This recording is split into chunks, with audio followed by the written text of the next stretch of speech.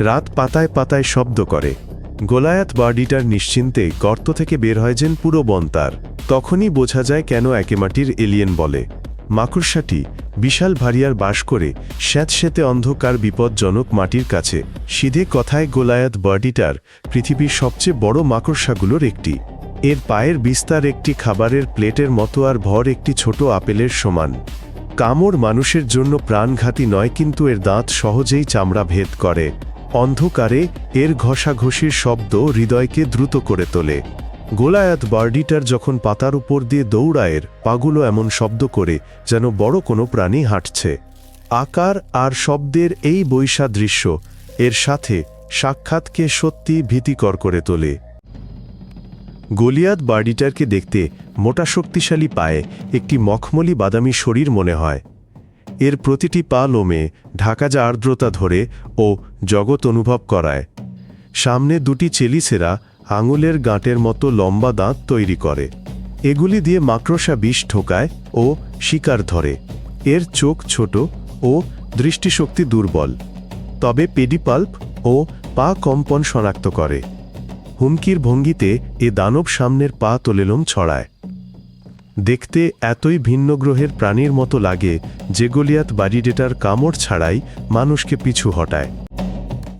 গোলিয়াত বার্ডিটারের super power হল পেটের জ্বালা ধরানো লোম। বিপদে সে দ্রুত পেছনের পা দিয়ে লোমগুলি তুলে ফেলে। বাতাসে হুকযুক্ত সূক্ষ্ম কণা ছড়ায়। এগুলি ত্বক ও শ্লেষ্মায় বিঁধে জ্বালা ও প্রদাহ সৃষ্টি করে। তাই শিকারীরা সরে যায়। এর সাথে যুক্ত হয় উচ্চস্বরের ঘর্ষণ ধ্বনি। বার্ডিটার লোমশ পা ও পেডিপাল্প ঘষে। এটি সুর ও হেস হেস শব্দ করে। মানুষের জন্য এর বিষ বলতার কামড়ের মতো। মূল সমস্যা এই লোমগুলি। এগুলি দীর্ঘ সময়ের জন্য ভোগান্তি বাড়ায়।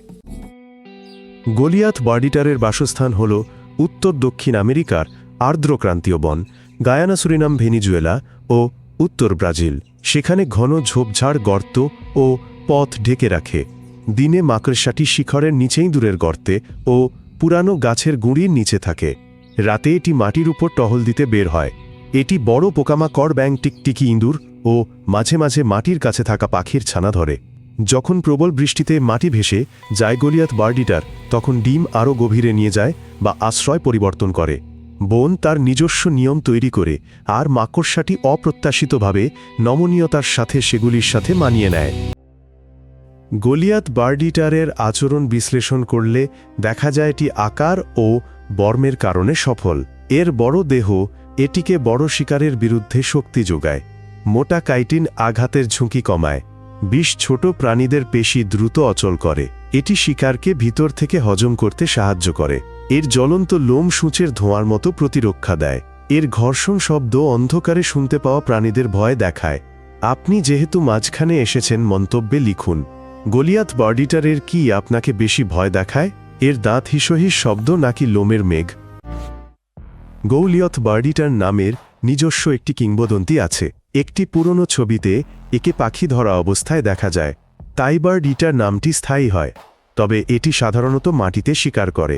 এটি কদাচিৎ পাখির বাসায় পৌঁছায়। এর মারাত্মক বিষের ধারণাটি অতিরঞ্জিত।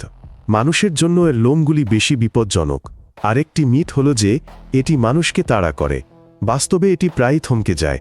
এরপর এটি হিস হিস করে। এটি হুমকির ভঙ্গি দেখায়, তারপর গর্তে ফিরে যায়। সংঘাতের বদলে নীরবতা বেছে নেয়। গোলিয়াত বার্ডিটার বিজ্ঞানে পৃথিবীর সবচেয়ে ভারী মাকড়সা। এর পায়ের বিস্তার অন্য প্রজাতির বেশি হলেও এর ভরই বিস্ময়কর। স্ত্রীরা দীর্ঘ বছর বাঁচে খোলস ছাড়ে ও যেন বর্ম নবায়ন করে। গর্তের মুখে এরা রেশমি সুতো দিয়ে সতর্কীকরণ জাল রাখে। এই সুতোগুলি কম্পন পাঠায়। এরা হিংস্রভাবে ডিমের গুচ্ছ পাহারা দেয়। একটি কোকুনে সাধারণত ডজন খানেক ডিম থাকে। বাচ্চারা প্রথম খোলস ছাড়ার পরই বাইরে আসে। তারপরই তারা প্রথম স্বাধীন পদক্ষেপ নেয়।